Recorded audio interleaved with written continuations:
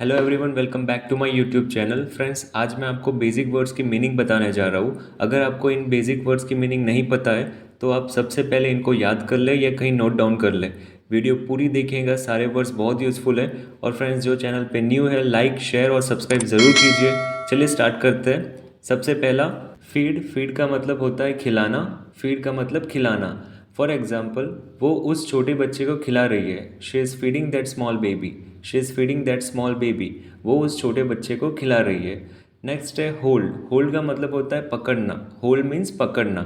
Example, क्या आप इसे थोड़ी देर के लिए पकड़ सकते हैं? Can you hold this for a moment? Can you hold this for a moment? क्या आप इसे थोड़ी देर के लिए पकड़ सकते हैं?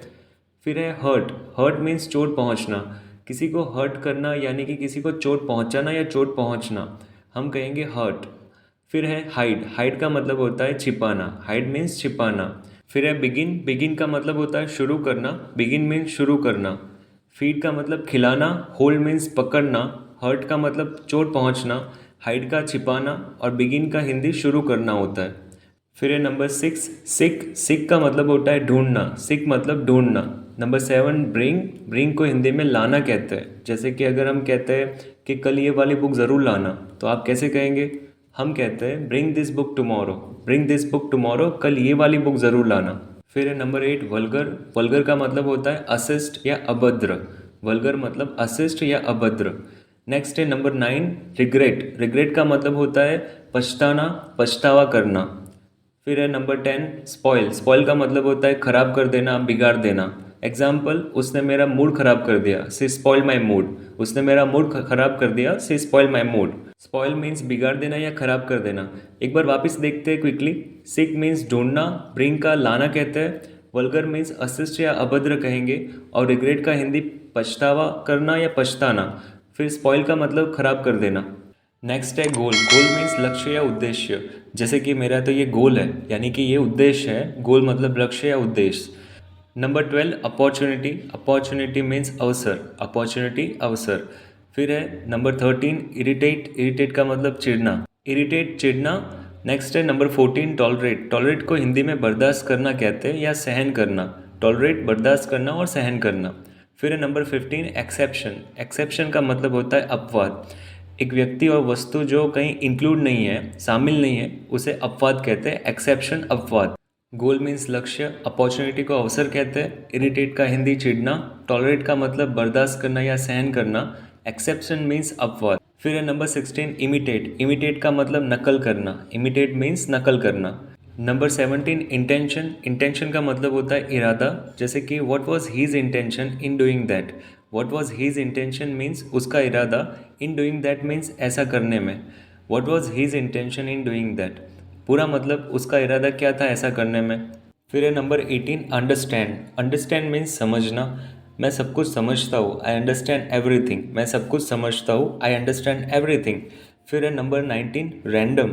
रैंडम का मतलब बिना सोचे समझे। रैंडम मीन्स बिना सोचे समझे। फिर है नंबर 20 बेनिफिशियल। बेनिफिशियल का मतलब फ़ायदेमंद। बेनिफिशियल फ़ायदेमंद। इमिटेट का मतलब होता है नकल करना। इंटेंशन को इरादा कहते हैं। अंडरस्टैंड मतलब समझना। रैंडम का मतलब बिना सोचे समझे। बेनिफिशियल मीन्स फ़ायदेमंद। चलिए आगे देखते हैं। नंबर 21 है प्रोवाइड। प्रोवाइड को प्रदान करना। प्रोवाइड मतलब प्रदान करना। Next 22 responsibility. रिस्पॉन्सिबिलिटी को जिम्मेदारी कहते हैं। रिस्पॉन्सिबिलिटी मतलब जिम्मेदारी। फिर है 23 एरोगंट।